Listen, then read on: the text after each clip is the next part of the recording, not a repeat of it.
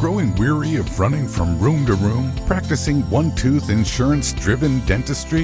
Then stay tuned for the latest episode of The Lionhearted, where Dr. Stephen Rasner will hand you the blueprint for what many call the gold standard of general practice dentistry. Hi, everyone. Welcome to The Lionhearted Dentist. Dr. Steve Rasner here, and thank you to everybody that continues to make this the number one dental podcast in the world. I just made that up. It just sounded good for a minute, so sorry. But it is growing like leaps and bounds, and it feels good to me, so thank you. I had the biggest download last week on a single day that I ever had. So thanks. And you know what? Thanks not said enough to my American colleagues, because that number is so fat and gigantic, and I take it for granted because I feel like I can't count that because I'm here. But thank you very much, and let's get to it. I have what I think is one of the most important podcasts I have recorded ever in 2 years. And I'm hoping I don't go off on a rant or get off track, so I wrote a couple notes to share with you. But I want you to pretend and imagine that you and I are friends and acquaintances for 2 years now. Because that is how long I've done the podcast, actually 2.5 years, I think. And so we virtually are meeting tonight to have a beer, a cup of coffee, phone call. And you say to me, I hear you, Steve, every week on your podcast, and you seem so positive and enthralled by your profession, our profession. Do you ever feel like you don't want to do this sometimes? Do you ever get down? And the answer is unequivocally yes. I always say that you could tell where you're at as a dentist if you could take your temperature, so to speak, on Sunday night. And I will tell you, seriously, and you know I always just say it the way it is, that there's a lot of Sunday nights and Monday mornings where I don't feel like doing what I've made myself so good at doing. I don't. For me personally, I don't really have any other idea of what I would do to earn money anyway. But yeah, I am not always into it. So tonight I'm going to talk about what do you do about the mental toughness that this profession that you and I chose requires. And remember, you're hearing it from a guy that's pretty much maximized what you can do as a solo practitioner in dentistry. I'm sure there's many dentists in our industry that have their own niche that I don't know about. But even Steve Rasner, the Lionhearted host, absolutely has many times, many days.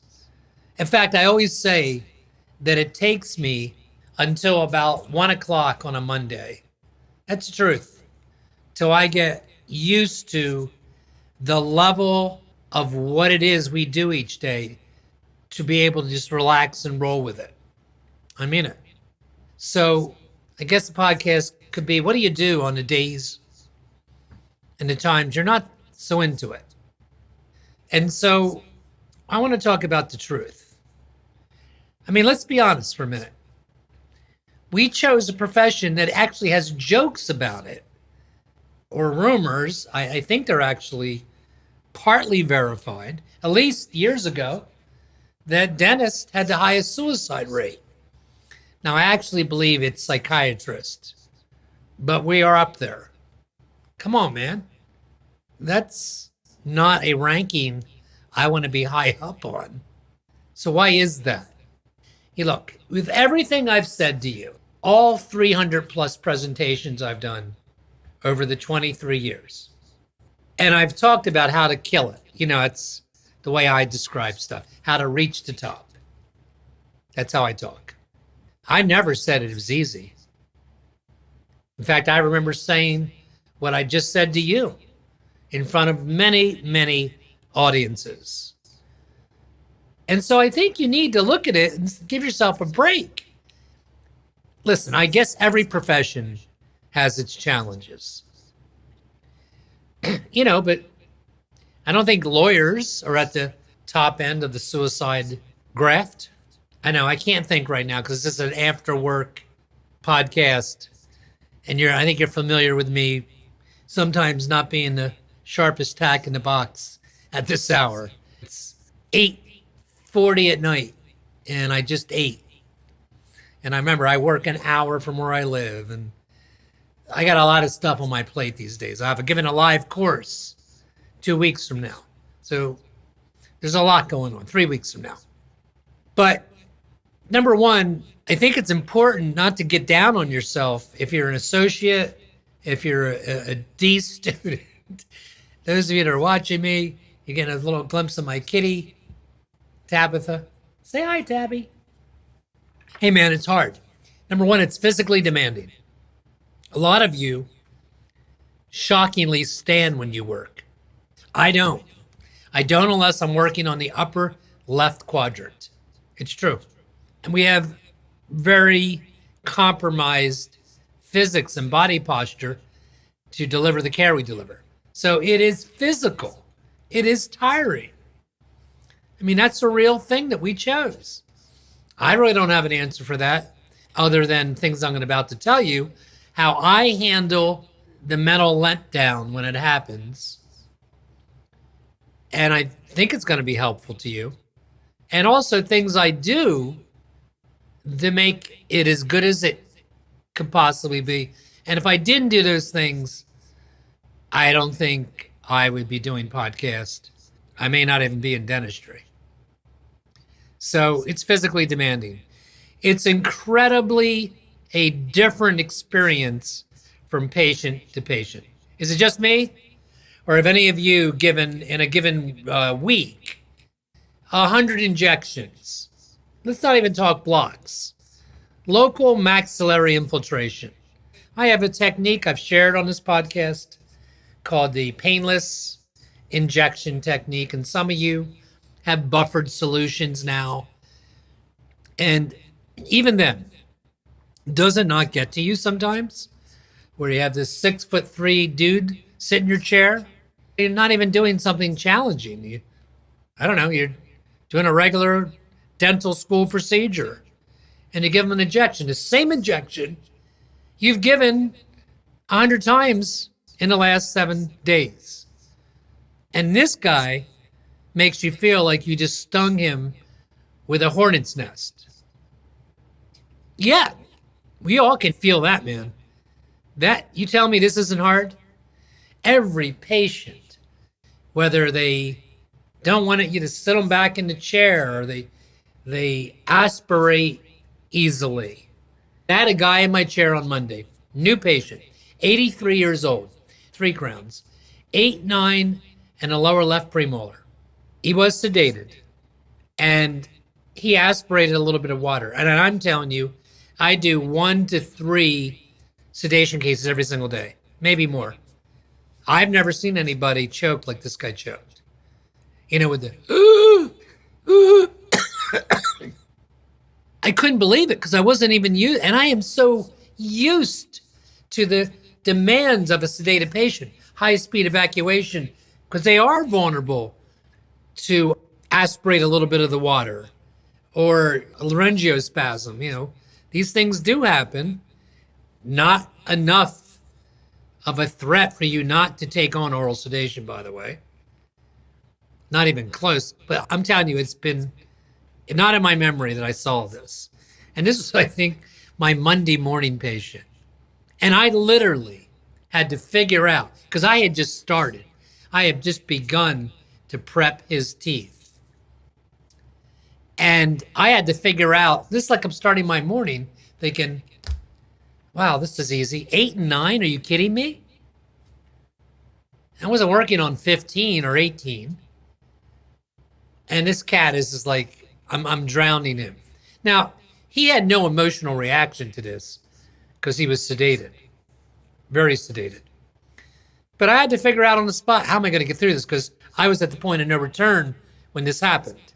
I wasn't going to stop. And I did. I figured it out. I put a sponge that I use during oral surgeries I do, so they won't aspirate pieces of teeth or anything like that. If you want that, by the way, write to me. None of you are writing to me this week. You're hurting my feelings. And I put that in there, and I worked in very, very painful to me, not him, brief burst of work. I'm not kidding. 20 seconds, I stop. 20 seconds, I stop. Sat him more upright, because when this happened, he was pretty laid back in the chair at that moment. And so I stood. I did it. I stood for him. And then I'll do 3 hours of crown and bridge on most of my patients, quite honestly, again sedated, that are like working on a mannequin. I mean, or they're not sedated. They're just of a tougher fiber. So yeah, I don't think a lot of other professionals have to deal with that. We have to work on people that are awake. Even the oral surgeons knock them out with IV.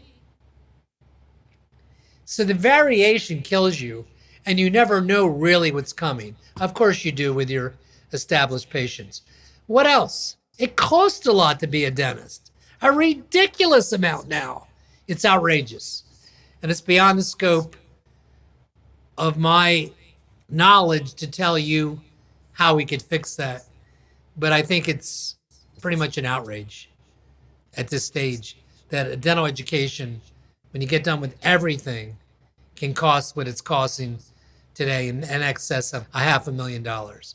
So you guys get out, it's just not fair. Yeah, that makes it hard, man.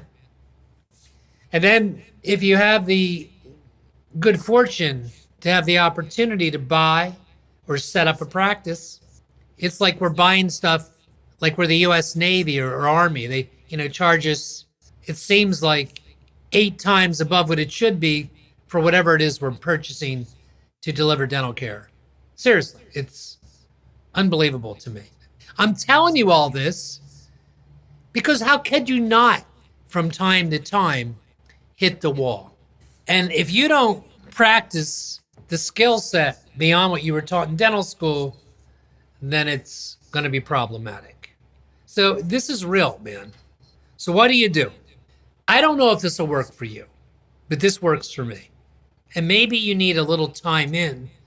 This would work better for those of you that have been out there for a couple years.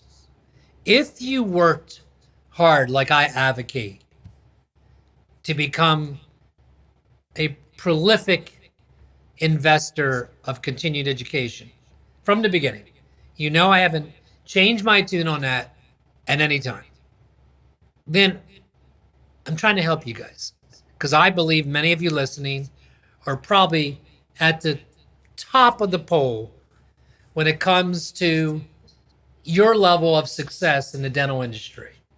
That said, you get frustrated at times. It's just the nature of this podcast tonight.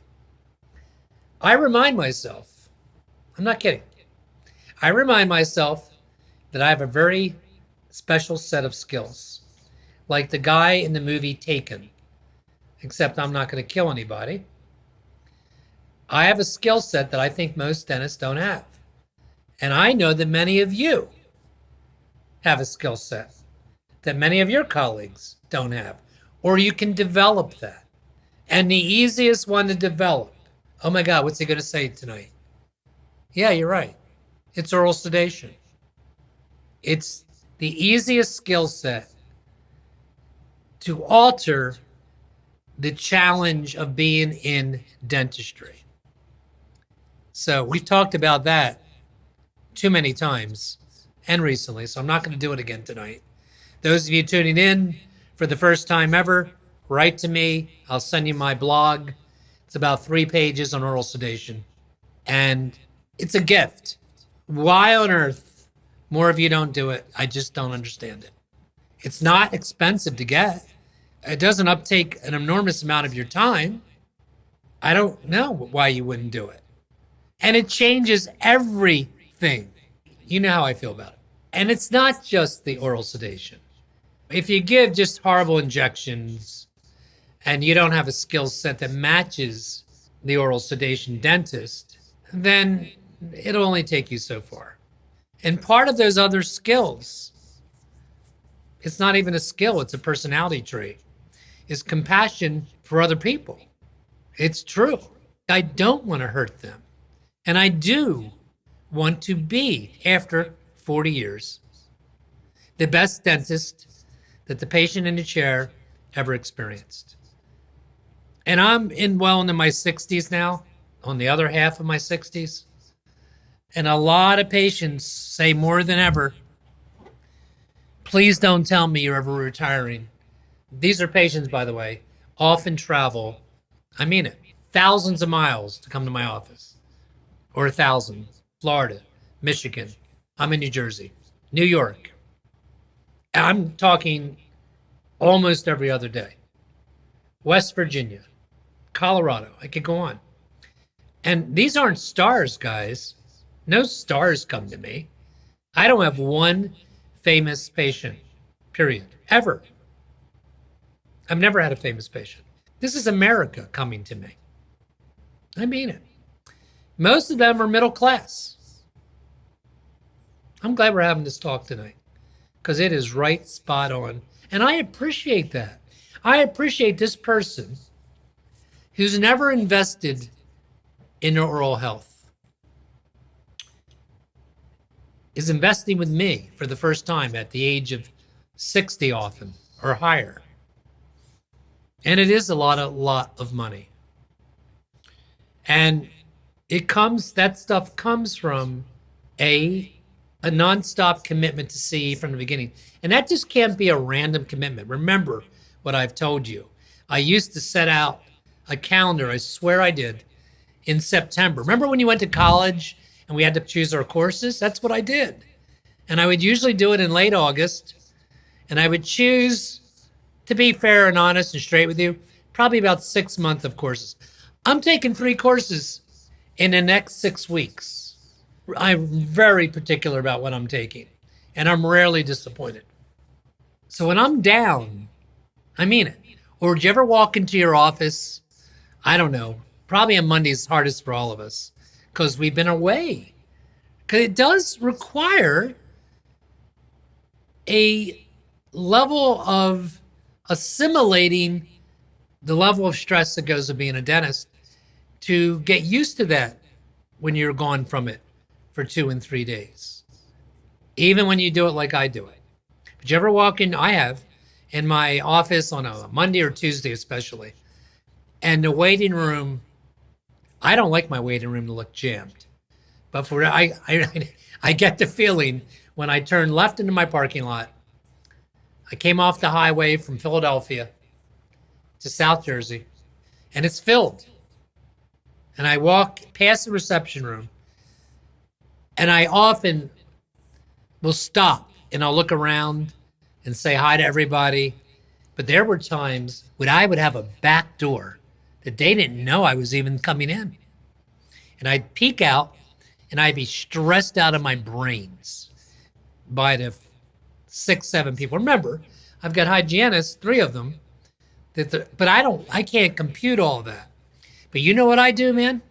And you should try this. I remind myself at that exact moment, that Tuesday morning or that Monday morning, that everybody in that building is there because of me. And they believe in me, including my staff. Those patients in that waiting room booked an appointment. There's many, many, many other dentists, all less expensive than I am, that they could be in their waiting room, but they're in mine. And they had this on their calendar for months or weeks, and certainly the day before. I can't let them down, no matter what it is, whether it's just a recall exam after one of my hygienists checks them, or whether it's which it often is, a complicated procedure I'm doing. That's what I do. I think about that I have a very special skill set, and so do you. I don't give a darn if you're right out of dental school or you're a D3 even or a D4. You are right now training to be this amazing, unique athlete that nobody else in the world can do what you do.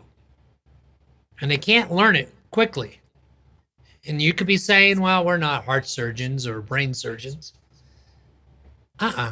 We chose a profession that the majority, if you did a poll of the population in the world, is fearful. Because we're not shampooing hair, man. We're working in soft tissue and hard tissue. And the risk of hurting somebody is very real. And the generations before us, sorry, for the most part, didn't do us any favors. And to be fair, they didn't have a lot of the technology that we have. But go back to somebody that lived and went to the dentist in the 1960s and 70s, ask them about a rope drill. Ask them about the amalgamator that mixed up the mercury for that silver stuff that went in their teeth. Or the incredible, sterile, intimidating color schemes that 99% of the dentists used. And those wonderful little schmucks we all wore that looked like we were out of the movie Marathon Man. Oh yeah, it's shocking, isn't it? That the population is scared of going to us. So you have your work cut out, but it makes you all that more unique. For the people that chose you, the people that come to you, they made that same selection like the ones that have come to me. So CE is a very good way to separate yourself, obviously. And I know when I say this next one, next two, incredible confidence. Are you confident? I know a lot of you aren't. Patient walks in, listen to me. Patient walks in, they've never done nothing in your office, or they're new, and their mouth is filled with 8 surface restorations, and one of them broke, and you know they need a crown. You probably need a lot more than one. And a lot of you, especially your younger ones, I've seen it on my own associates over the years. You're going to justify, well, we're going to patch it up today, but we're going to keep an eye on that because you're going to need a crown someday. Because you don't have systems and you don't have a strong enough belief system.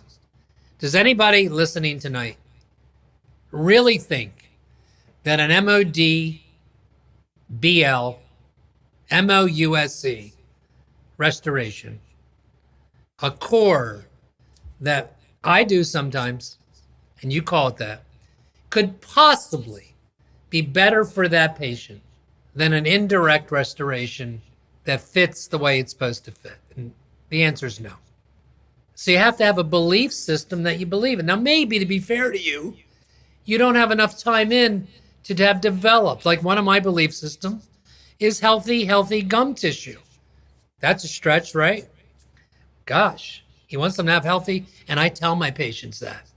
I said, you know what? You go to a lot of dentists, and we all have different philosophies. One of mine is that no matter what you have done with me, you have to have healthy gums. So guys, I never took a soft tissue course on that they gave over the 80s and 90s. I don't know if they still give them on how to get patients into scaling a root. I don't want to get a patient into anything other than what they need. And most of them that come to me have gingivitis or worse. Why? Because 90% of the people, 92, don't floss. And a good percentage of the other 8% lie. So I have incredible confidence. So if you're not confident, guess where that comes from? Seeing. And then when I say this, I don't know how to word this. And I'm going to give you 2 more and I'm going to stop. One is be likable. There must be somebody in your life, your wife, your husband, somebody you met before that you wanted them to like you. So what did you do to get them to like you more? Did you not smile? Did you not look in their eyes? Did you not speak with authenticity and sincerity and listen carefully? Maybe I'm wacko tonight. Maybe I'm off on a tangent that I told you I didn't want to get on. I know a lot of dentists are likable. They don't have to even work on it. But some of you are not. You don't smile enough. You look mean. I had a guy in my chair today. Everybody told me they did. He said he looked depressed. New guy, looked like he wants to, I don't know, hit you. And they were right. I couldn't imagine. And I really wasn't in the mood at that moment to meet such a guy. But on the way to the operatory, I thought I'm going to win this guy over no matter what. So I sat down and I became a chameleon. You hear me talk about a chameleon. There's a book written many years ago by Tony Alessandra called Non-Manipulative Selling. And the only reason I bought the book, because you know I'm against selling, is understanding the different personalities of people. Now, you already know this, by the way. And I've talked about this earlier. There are socializers, thinkers, relators, and drivers. And they also come in other books by other names. But you can pick up on it.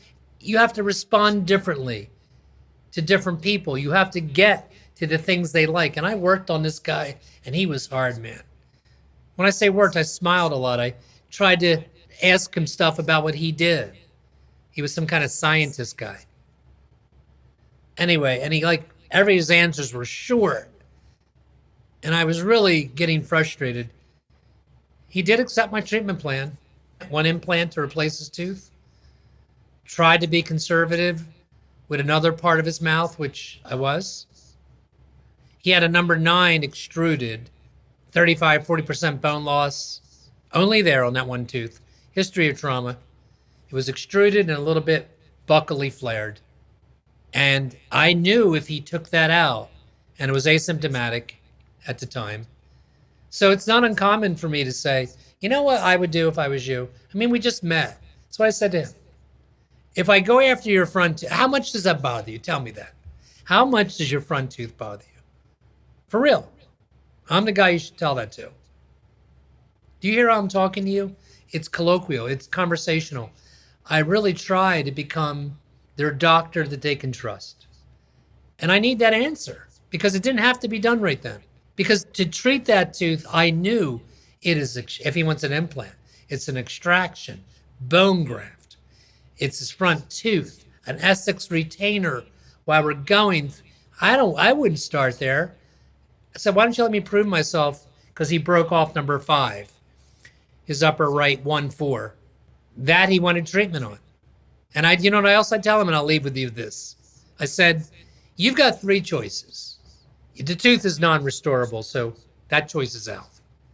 You can either have me remove it and do nothing. You don't have to do anything.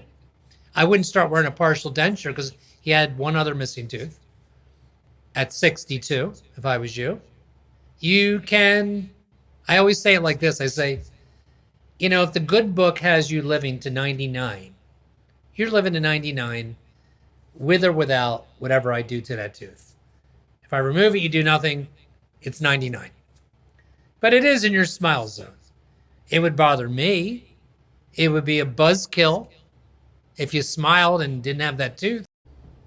So the end of that story is the patient that was pretty challenging, that wouldn't crack a smile, seemed pretty unhappy about being even in my office, even though he chose my office. Had a treatment plan, accepted, paid for, and scheduled. And I don't know, that's rewarding to me. So I always tell you that when I'm doing these podcasts that I'm going to follow it up with a add-on because I run out of time. But I do want to talk about all the things that do allow me to reduce the stress, predictable systems, delegating, the things I don't want to do. I haven't done a temporary crown in a very, very long time. I don't do pediatric dentistry. Not a big fan of dentures either. So the takeaway today is don't take yourself for granted.